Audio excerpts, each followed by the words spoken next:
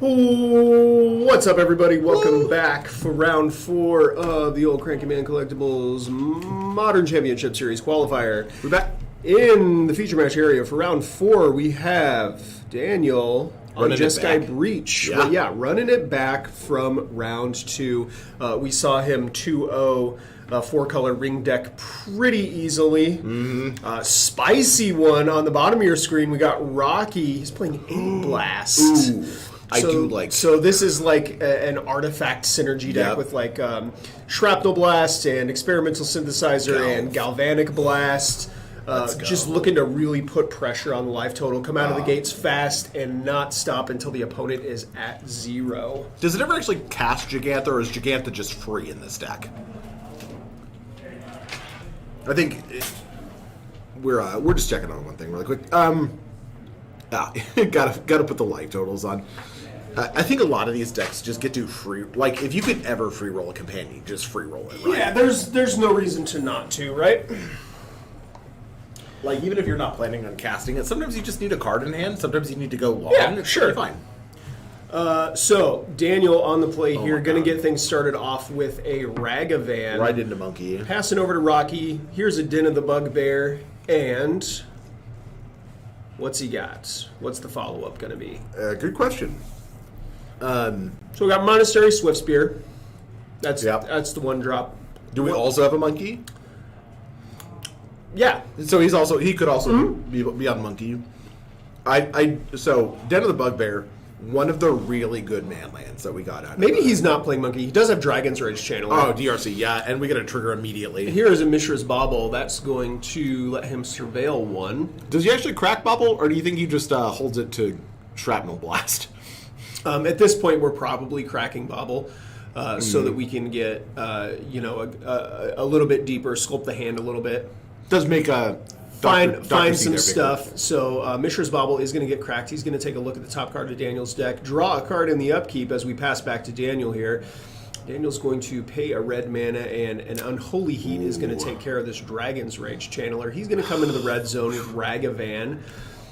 This is the kind of opener Daniel wants to see. Rocky's going to take 2, and the jig is up. Yeah, we know what we're on now. The jig is up. There is an Experimental Synthesizer. And he's going to cast it. So he is going to cast the Experimental Synthesizer. A Grinding Station is going to get exiled from the top. If he has a land, he can play it and cast. Grinding Station is 1 mana, yes? Grinding Station is 2 mana. If he had land plus Mox Amber, he would be able to cast it there, I suppose.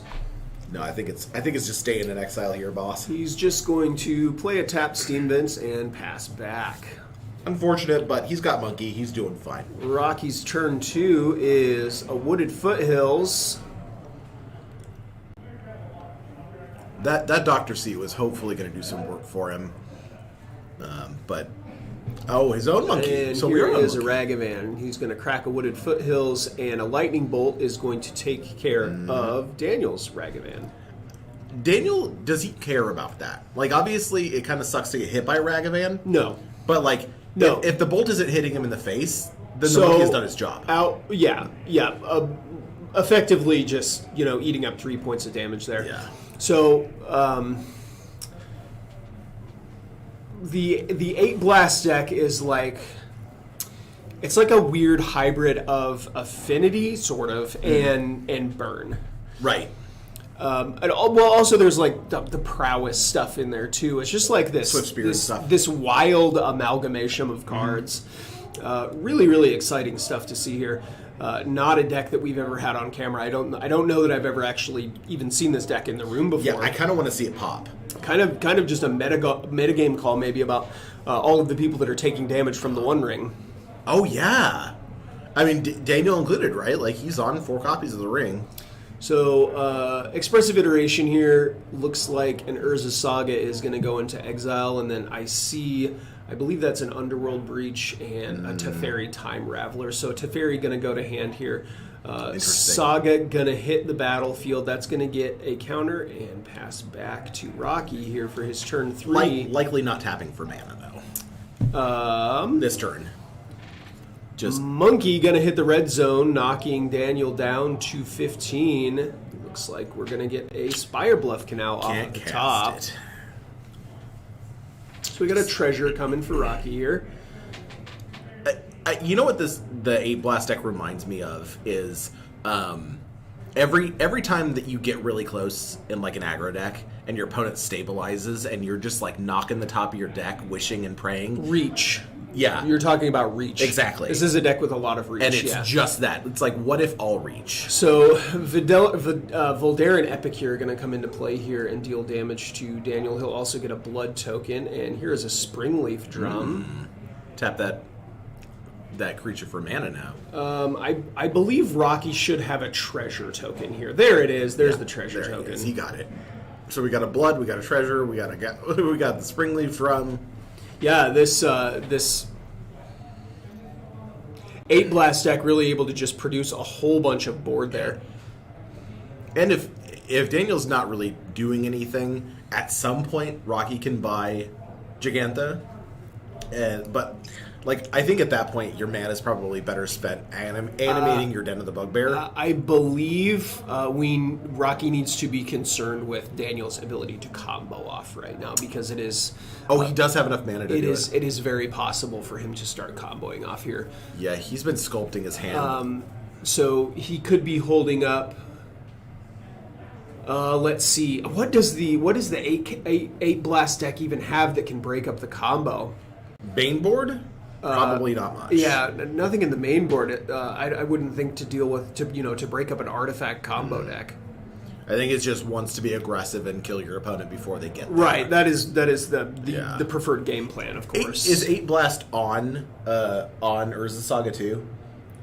I imagine. I don't think so. You don't think so? It could be.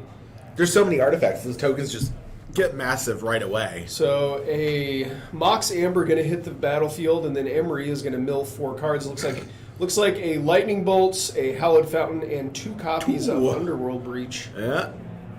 Not doing much in the graveyard right now. I believe we are on Daniel's instep here. It looks like Rocky is doing some thinking. Springleaf Drum is going to make a mana. We're just going to Galvanic Blast. And a Galvanic Blast going to Daniel's face, I think. What are we doing? Tapping a Mox Amber to cast a Spell Pierce. Good deal. Yeah, that's the correct play. So we will head back Rocky's way. I like that Mox Amber and Springleaf Drum sort of represent like secret mana. Secret mana. Because you look at your opponent's lands and you're just like, they don't have anything untapped, but like secretly, they got that mana. They do. Amazing. Rocky just kind of his opponent's at 13, and normally Reach couldn't get there that easily, but he's got Gal Blast does 4. Yeah, I mean the burn spells, the burn spells that are in Rocky's deck deal a whole lot of damage. If you build around them, and like obviously we don't get any of the artifact lands. Here is a Soul Guide Lander. That's what breaks up the combo. He must be. Oh yeah, Soul Guide Lantern. He must be playing Urza Saga. Yeah, we've got the Soul Guide Lantern and the Springleaf Drum. Yeah, he's okay. He's definitely on Urza Saga. So this Swift Spirit here is a 2/3. Emery's a 1/3, right? Emery is a 1/2. A 1/2. Yeah. What are we flashing in? He's making a construct. Oh, he's just making the construct. Yep. And it's a 3/3. 1, 2, 3. Yes. Because he does have that the egg, the red egg. In a set as cool and powerful as Neon Dynasty, just the fact that we got like some really excellent commons, like the red egg. So Ragavan is going to make a mana, and then we are going to Shrapnel Blast the Emery. Ooh. Which is going to make the Swift Spear into a 3/4, and the construct is now going to die in combat. He's going to make another one. So in his Saga step here, it looks like he is using the Saga to make another construct token. Yeah, pretty common and good play. There's so much value out of Saga. You're effectively getting, like, if you utilize it to the maximum effort, you get 2 constructs and an artifact from your deck. Yep. And those constructs are each 3/3s. Yes. So 6 power. If all goes according to plan, Yeah. Urza Saga is effectively Ancestor Recall. Yeah, it's absurd. and it sort of reminds me in the ring and like its ubiquity. Like, it doesn't go in every deck, it just goes in every deck that can afford it. If your mana base can support it, then do it. There is no reason not to. Hey, Darkstream, how's it going? It is warm and moderny in Iowa today. My name is Blake, and I'm here with Stefan. Heyo! We're eating French fries. I'm not while I'm doing commentary because that's sloppy. I'm a sloppy baby. So it looks like an Ether Spellbomb is what he got off of this Saga trigger. They're Buffalo Wild Wings fries. They're not the greatest. Passing back over to Rocky here. Looks like he's paying full rate for this light up the stage. I think that's reasonable. Like, if your opponent has some amount of blockers, you just pay for it. Did the light up the stage get countered or something? Yeah, he spell pierced it. Rip. And there's another Emery. The new universes. Yeah, so that was an expressive iteration here. Emery gets exiled to that, and then mill 4. We will mill 4 cards Ooh, here. bobble. Yeah, so Exile in the Graveyard probably was a good play, but Emery just gets to reset it really easily. Sure. Scalding Tarn going to get cracked here. Daniel did lose 2 of his breaches in that Exile, though. Like, those are just out of Yeah, play they're now. gone. Yeah. So his ability... And you know what we haven't seen out of Daniel this game? What? The One Ring. Oh. And it makes foreshadowing. Yeah. if I may, ladies and gentlemen. Yeah, so we did see Daniel on camera in round 2, and his deck does have 4 copies of the One Ring in it. Yeah, I do like that treasure token. That the Unfinity one's good. Rocky, good taste in tokens.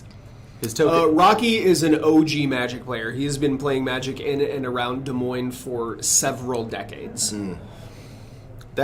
I do love that about our local scene is there are a lot of aged players who have a lot of experience with the format or with the game and still just enjoy the heck out of it. I mean, yours truly included, you as well. Yeah, most definitely. Yeah, we've been playing since the 90s, and the fact that we're still super interested in the game, still enjoy the game.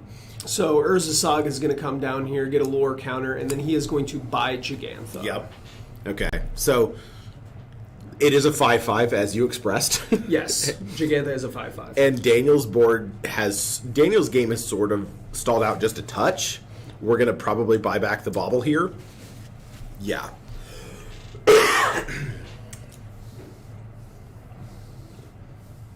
Yeah, the ring feeds into the ring so well. Like, you play a ring, there it is. So here is a copy of the One Ring. Yeah, we kind of called it there, but it's also Daniel's, like, primary modus operandi, I think, at this point. Yeah, so what did we say we saw him? He drew 12 cards. Yeah, in game 2, in round 2, he drew 12 cards with the One Ring. Yeah. Absurd. So he has protection from everything now. The One Ring is going to add a card to his hand. Mm-hmm. Haven't made a land drop yet. He's at a healthy life total, too. He does have a pretty healthy life total. If his opponent can knock out 3 Galv Blasts at him, that'll take care of it. But now it can't. He's got protection from everything. It's sort of absurd. Like, the One Ring does cost you a little bit of life, but it also buys you a turn. Yep. Just to completely do whatever you want. Mm-hmm. And it offsets that life loss really, really heavily. Yeah. And I don't know if you guys know this, but card advantage in exchange for life total classically busted mechanic. So we were talking about what color the One Ring is in Color Identity last week, and I think it's black. It's not even close. Yeah. The One Ring is a black card. Yeah, it is. And if you're in a monocolored deck, you also get a much more painless mana base. Yeah. Oh yeah, for sure. And you just get so much more mileage out of it. Yeah, it's definitely a black card. Like if we were to, if this was greatness at any cost. Yeah. All right, so an Unholy Heat is going to take care of this Monastery Swift Spear here at the end of Rocky's turn and pass back to Daniel. And He's Daniel's untap. take a damage. Gonna lose a life from the One Ring. Is it combo time? It might be. If all he needs is a breach, He's right? gonna activate his One Ring here, draw a couple of cards. If he gets a breach, he can replay the bobble just a bunch of times. We saw that really early expressive iteration where he put a Teferi into his hand instead of the breach. I have a feeling he's been holding a copy of Breach since the beginning of the game, but I could be wrong. Yeah, I don't think we want to put 4 Bobs and 4 One Rings in our deck. Let's go. Blake is about it. Sui, mono black Sui, sign me up. Just totally reveal ring off Bob. But like you might win the game, but I for sure win the war. Yeah, 2 breaches were milled and then exiled summarily, and 1 went to the bottom of his deck. So Daniel really, he's obviously shuffled since then, but there's really only 2 breaches left in the deck. Mm-hmm. Yep. But the One Ring just represents so much additional card advantage. Yeah, based on the context clues, I think he probably has one in his hand. And he's just playing a value thought. Hell yeah, dude. What is that card called? Thassa's Oracle. Thassa's Oracle. I would call it Thalia's Oracle for some reason. it's. So this deck playing a lot of messed up Thassa's cards. Oracle, was that gonna scry 2? Yeah, just scry 2. Oh wow, what a fair Magic card. It doesn't win the game at this point. What a fair Magic card to just scry 2. Yeah. I think Daniel's on game plan B with just like winning with the constructs are good though. Because So Urza Saga he also has the ability to make gonna go up constructs. to 3 for Rocky. What are we doing here? Looks like maybe we're Another gonna construct, make yeah. another idiot. Okay, idiot coming. That's what people say when I walk in the room. There, Is that weird? No, not at all. So Urza Saga is going to go away. Let's see what Rocky finds. Ooh, yeah, with the good Saga call. trigger. Might be a shadow spear. Here's a Pyrite Spellbomb. Ooh. Don't kill Thoracle. Don't kill Thassa's Oracle. Nope. Vanguard is where he wants it. Yep. Yes, Pyrite Spellbomb? Okay, we're going with Pyrite Oh Spellbomb. my god. Don't kill Thoracle. You want that Thassa's Oracle to stay on the battlefield. My favorite thing to do recently is to get my opponent to 2 when they have the One Ring and then just pass the turn. Oh, yeah. Well, at least you get to put the trigger on the stack and draw a couple of cards and see if you can figure out a way out of this. Yeah. Good luck. Activating with the trigger on the stack to draw additional cards with lethal. Yeah. Because, all right, so we had sort of an argument. So, does the ring remember the last amount of... It does. Okay, so when the trigger goes on the stack, it checks the number of influence counters that are on it. And then, or what, burden counters? Burden counters. It checks the number of burden counters that are on it, and then it notates that. Okay. So you can tap it and draw another card, and that number doesn't change. And anything that happens to the One Ring before that ability resolves does not change that number. Okay. So if you were to put that trigger on the stack right now, and then, say, bounce the One Ring back to his hand, he's still going to lose 2 life. But he'll draw 3 cards. Correct. Yeah, okay. It's very weird because, like, the timing of when it checks... It's the way that it's worded. Exactly. Yeah. Yeah, my thought was that it was on resolution, but it is on on stack. It checks the number when the ability goes on the stack. So here is a... No, it is not on resolution. It is on activation marker. It is a experimental synthesizer that's going to exile a Shrapnel Blast. Does Rocky have a second land? Nope. Looks like that Shrapnel Blast is just going to go away. Yeah, if he goes to upkeep right here, and he puts the trigger to lose the life on the stack. Yeah, there's some cheering in the background from somebody. Then the trigger will go in the stack to lose 2 life. Then you will tap it, put a burden counter on it, and draw cards equal to the number of burden counters, which is 3. But you only lose 2 life. Even if you get rid of the ring, I think you still lose those 2. Correct. You still draw the cards. You do. You still draw the cards. Because the card draws, it still checks if, like, the number of triggers, the number of counters when you put it on the stack. Correct. You do get more cards. So here's 2 copies of Unholy Heat. Those are both going to take care of these construct tokens. Daniel just playing fair magic this game and getting really far ahead. So he's going to take 2 damage from the One Ring. It looks like he's going to draw a couple more cards here. 3 cards coming. So how big is this construct? 1, 2, 3. It's a 4/4, and then we've got what is Thassa's Oracle? A 2/3? Yeah. And here's another. It's a 2/2, I think. Here's another copy of Emery. That's going to mill 4 cards. The question is, does he have the breach? And he doesn't. Well, I think at this point we might just be on the fair game plan. Yeah. This is what another One Ring. A 3-turn. Yeah, it's a 3-turn clock. Rocky with just 1 card in his hand, and Daniel continuing to fill up his hand. He's drawn 4 cards this turn, and so it's 7 cards over the course of the game. 9 now. 9 now with the copies of the One Ring. Here's a Flooded Strand. And he has a. He might just be respecting haste creatures at this point and holding his creatures back to block. Yep, because that construct is a 4/4. He's just going to pass the turn back. Yep, respecting the haste creatures. It also respects the if he has any amount of reach in hand. If he has the Galv Blasts. Yeah, Galv Blast, Lightning Bolt, any combination of Shrapnel Blasts, all those burn spells are just lights out. Yeah. I don't think Rocky's got the double Galv Blast in hand, otherwise he would have cast it. He's just going to sack this, make a token, and then get a trigger. So here is a Vigilant Samurai, Monastery Swift Spear, going to get exiled. He can tap it with the. Yeah, he can use it to make a mana. Yeah, so he can cast this Monastery. And this is...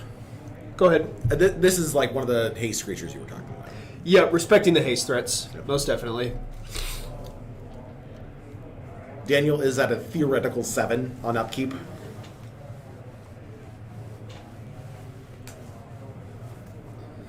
The burden counter is not part of the activation. The ability has to resolve to add the burden counter. Is that... I would have to read it to be sure. Is it? It depends on what side of the colon it is. Oh, I guess it is. It's a colon.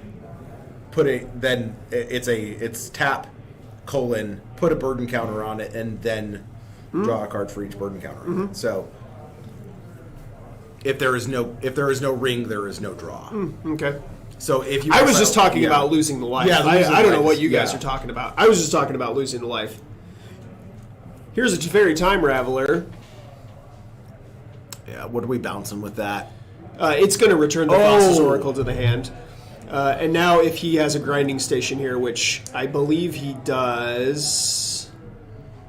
Tapping for... Yep, so there's the second copy of Mox Amber, so that's going to make another mana. And there is the grinding station. Does he have the... Grinding station is going to get activated right away, so the Mox Amber is going to go away. He's going to mill 3 cards. Grinding Station is going to untap. Here's 2 mana for a Underworld Breach. All right, and it looks like Rocky is going to pause him here. Well, maybe not. Rocky put his hand out there. I thought maybe he was pausing him. We've got a Teferi in play. There's no way for Rocky to respond. You can still activate abilities. True. Who knows what he's got in his hand? True. Anyways, so Mox Amber is going to make a mana. That's going to go away. I'm going to mill a couple cards here. Yeah, Fairy Macabre. That would be an excellent play here. Sure. There you go. Main deck Fairy Macabre. Let's go. Yeah, and we're gonna see Daniel expertly resolve this. There's not as many cards in your library at this point, but we've seen him expertly resolve this. What library? Who needs a library when you can win the game? All right, so that's going to do it for Game 1 here. These players are going to go to their sideboards, and we will be right back with Game 2. BRB, love you. We're back. All right, so Rocky is bringing in 2 copies of 2 copies of Shattering Spree. Ooh. 2 copies of Roiling Vortex. Oh, yeah, I love that. A Tormod's Crypt, and then an additional copy of Pithing Needle, and an additional copy of Soul Guide Lantern. Is he on the main? He has one Pithing Needle main then. Okay, so maybe he doesn't. Okay. Actually, I don't know what the Urza Saga configuration is for this eight blast deck. But the cards there that I'm most excited about are the Whirling Vortexes. Yes, agreed. Because the moment that Daniel starts to combo with these Mox Ambers, he just gets lava axed every time. Like it just proactively prevents Daniel's ability to combo off. And even if Daniel just wants to cast a Mishra's Bobble, like good luck. The unfortunate thing is that Daniel is moving into more of a mid-rangey game plan. He's bringing in 2 copies of Prismatic Ending, 2 copies of Engineered Explosives, and a Wear Tear, and a copy of Shadow Spear. Yeah, and I saw him contemplating the Birdman, the Ledger Shredder, a couple copies of Ledger Shredder, but ended up not including those. Okay, yeah. So Daniel's deck has this sort of like semi-transformational sideboard where he kind of just becomes this like Jeskai Urza's Saga mid-rangey deck. Which is something it kind of does in the main board, but it definitely can fully commits to it after the sideboard, and then like at that point, Underworld Breach just becomes like a value engine where you're just flashing back like Unholy Heats and things like that to clear out creatures, and I don't know, maybe the breaches even come out. I'm not sure. It seems like there's a ton of combo pieces in there that you would need to cut in order to make that happen. I believe I saw him cut one. I don't know if you can cut all of them. I think the grinding stations are like a little bit more dead, so that's probably the first thing that comes out when you transform, right? You can cut. You can go down just like single instant, and he went down a Teferi Time Raveler as well, which doesn't do anything. Yeah, it doesn't seem super great in the matchup. Rocky doesn't mind, operating on sorcery speed. Sure. It's totally fine. And while you and I have talked about the power of Teferi, in some matchups it just some matchups just get to ignore Teferi. They don't care. Beautiful.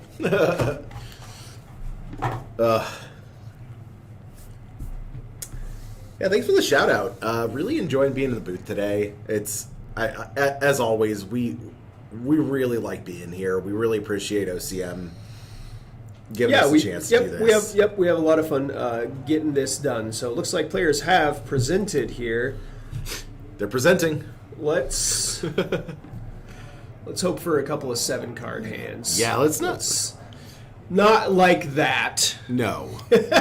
Yeah, we don't like those kind of games. Yeah, we saw the feature match area last round a couple of really unfortunate mulligans to 5 in games 2 and 3. It's rough, man. Too bad.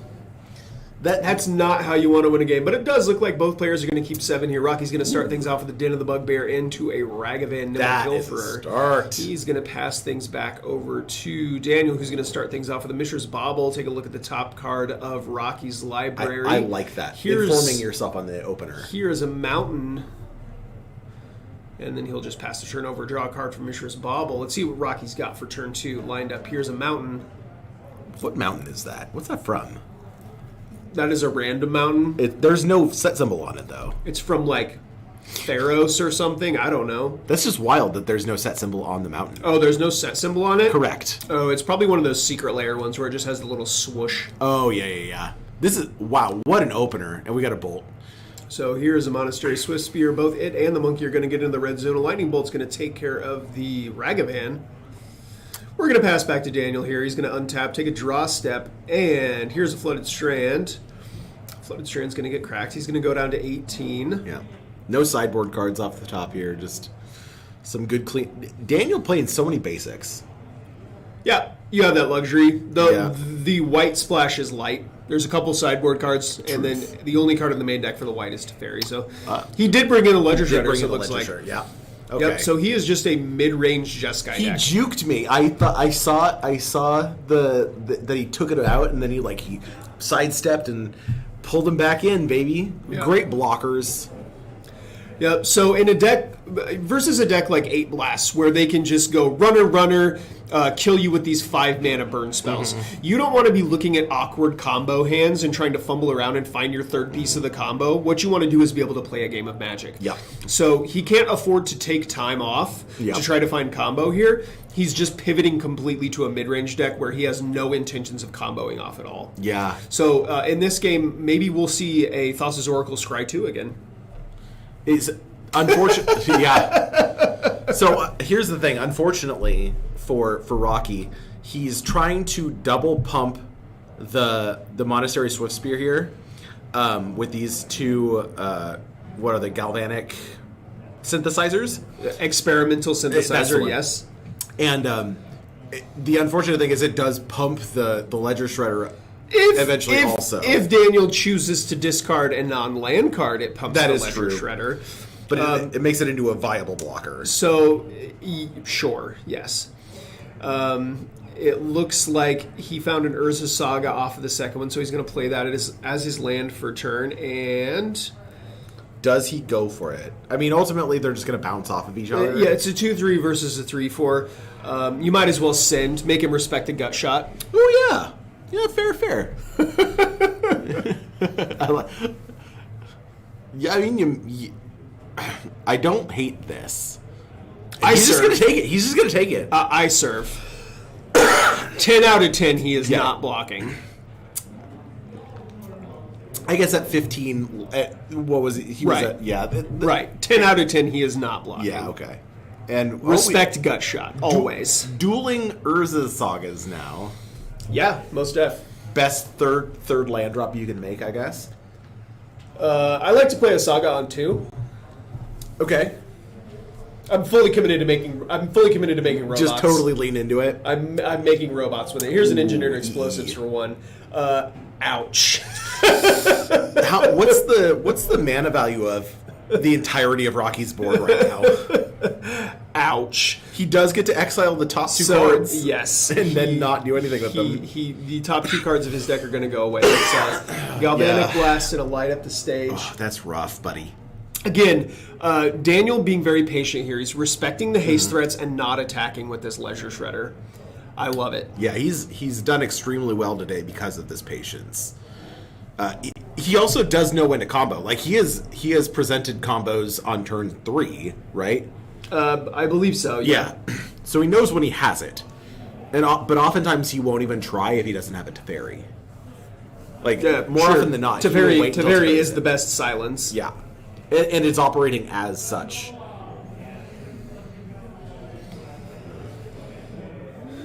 So we are going to pass back to Daniel here. Daniel's going to take a draw step. Saga's going to go up to 2. Looks like he's just going to play a Hallowed Fountain and pass back to Rocky. Yeah. Not feeling any pressure here. This single copy of experimental synthesizer. Not really doing much. Wooded Foothills is going to get cracked at the end of turn. We're definitely going to make a construct on this Saga, right? We're going to go construct. I would. And we're probably going to see a sideboard card pull out from that, right? Shadow Spear. If you suit up the Ledger Shredder with Shadow Spear, I think that's let's go. Yeah, I don't see a reason to not do it. So Rocky is going to make a construct here. 1 tap. Go to Rocky's turn. He is going to draw a card, and Saga is going to get a 3rd lore counter. Are we making a 2nd construct? That's what I would do. You love the constructs, though. I am full in on robots. I've often the text on the card tells you how to play the card. Yeah. I am full of robots. There are so many robots in me. Nanotechnology. So it looks like Daniel, with a heads-up play here, he is respecting Pithing Needle. So while the Urza Saga trigger is on the stack, he chooses to use his own Saga to make a construct token. That is a heads-up play. So the 3rd chapter of Urza Saga is going to resolve here for Rocky. He's going to search his library for a artifact with converted mana cost 0 or 1. Yeah. With the transformation here from Daniel into a more mid-range deck, he's really going to lean on these sagas, and the inability to make tokens from them would kind of bust some of that in half. Yeah, it would be a little backbreaking, I think, but especially with the sideboard card that Daniel brought in with Shadow Spear, where he can just make these giant trampling, life-linking creatures. Yep. Oh, so Pyrite Spellbomb is going to come down here. What if that's just to blow up the... Yeah, I mean, kill the construct, attack you for 4. Yeah. Or I guess it would be 3.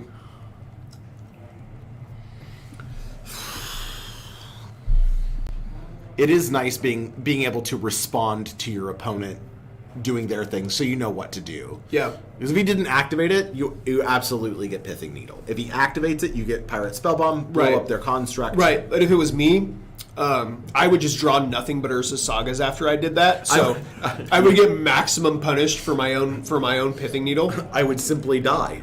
I would simply pass away. I would perish. So, is this Pyrite Spellbomb going to take care of these construct tokens? Here is a Sokenzan, Crucible of Fire. In its alternate mode as a land. And let's see. Deep in the tank, thinking about what we should do. That's fine, Rocky. Take your time. You've got plenty of it. Oh, Galvanic Blast is going to take care of this Ledger Shredder. That's his first spell of the turn, too. So, Ledger Shredder didn't even get to do anything. Yes, Harvey Birdman, go away. And now we Shrapnel Blast? Or we... Shattering Spree going to take care of the Construct token. And these are going to come into the red zone. One of them is. The other one is Summoning Sick. Going to come into the red zone for 4 here. Rocky will pass things back. I like that. That was a good turn. Yeah, that was exceptional. Solid. So it looks like Daniel's going to float a mana here from this Urza Saga. You don't even have to crack the Spellbomb. Because it just makes your constructs bigger. So why do it if you don't have to? Right. Yeah. It represents way more damage as a permanent on board than it does. Yeah, it's doing the rattlesnake right here. Yeah. So now Daniel has to play around it for the rest of this game. I appreciate that. And Emery dies to it. Emery is going to enter the battlefield right here. You see him floating a mana off of that Urza Saga and then using these 2. She's going to come in and mill 4 cards. There's a One Ring. Looks like a Saga, Steam Vince, Unholy Heat, and the One Ring. And here is the One Ring. Best card in the deck, not close. So that's going to come down. He's going to get a draw card, gain protection from everything, and then we will pass back to Rocky. Why have blockers? Why need blockers? Why block? Math is for blockers. Let's just gas up and go with the One Ring. Okay, so we're counting the cards drawn by One Ring this game. We're at 1 now. Okay, one card. We're going to tally it. Sean, I'm going to call on you to keep track of this. Oh, this is Sean's job? Yeah, I'm just going to... Sean, chaps, go ahead and keep track of this. We're tapping into you, Sean. Yeah, go ahead, do it, bud. Your turn. I'm also talking to you through the magic of the internet, which I know always freaks you out a little bit. The amount of times that I've talked directly to Sean through videos or broadcast is kind of shocking. It's like he's real people. Yeah, I do have your copy of Ragavan with me, too. I need to give it to you. I watched him get it. It's a very pretty Ragavan. Yeah, it's in my deck box right now. Sean, wait, what's going on? Sean, you're keeping track of how many cards this One Ring draws. It's already drawn 1, so go ahead and keep track of that. Thanks, bud. I love that immediately I spooked him. Because he stopped paying attention. He was probably doing something else, not paying attention, and then all of a sudden he just heard you talking to him. All right, are we cracking this experimental synthesis? We're thinking about it. If we had the 4th land or the 5th land drop, I think we just turn the bug den into a creature and get in. He has protection from everything. Oh my god, you're right. Friggin' One Ring, dude. So the Pyrite Spellbomb is going to take care of this Emery. You know what would really help with that? Stomp. He is going to buy Gigantha. Yeah, stomp myself, attack you for $1 billion. It's not unheard of. It's happened to me once already. Sean obsessing over his 1-drops on Moxfield right now. Sean, a classic Goblin player. 1-drops are basically all he knows. All right. 2 more cards. So Daniel's going to lose 1 life. He's going to draw 2 more cards. The ring draw count is up to 3 this game. Here's a blue mana. This is a copy of Emery. Another copy of She's Emery. going to mill 4 cards. Looks like a couple of lands, a Grinding Station, and a Breach going to go away here. Grinding Station, good hit. Here is another copy of Urza's Saga. Here is 2 mana, and this is There it a is, copy yep. of Underworld Breach. We can cast. Here is a Grinding Station. And unless Rocky has something, this is just going to be lights out. 1 untapped mana. This is game unless Rocky has something. This is a rough. Man, the One Ring really doing some work. It was just a fog there. Uh-huh. Yeah. Because fog you, give me enough time to untap and kill you. If Daniel didn't have that and didn't have the blocker, Rocky gets to swing in for 8 with his constructs, crack the spell bomb and kill Daniel. Yes, For exactly- I believe for exactly 10. believe he had lethal more than one way last turn. Yeah. It just that fog, and all for the cost of 1 life. For 1 life, it bought him, 10 damage plus the card draw, and now we're just going through the motions. And once again, I wanna point out how good Daniel is at comboing off. Yep. Both players do have to have some understanding of what is actually happening here in order for this to work, but he's just very efficient at doing this. He says, this is what I'm doing, and this is how I'm doing it, and just kind of goes to town. Yep. 3 cards at a time off the top there. You can see him just efficiently exiling things. Very, very good at Fist it. bump at it, yep. Thassa's Oracle here, going to enter the battlefield, and this is going to be 2-0 for Daniel Seidel here. That's going to lock him up for the top 8. And we will be right back with the 5th and final round right after this. That's all, folks.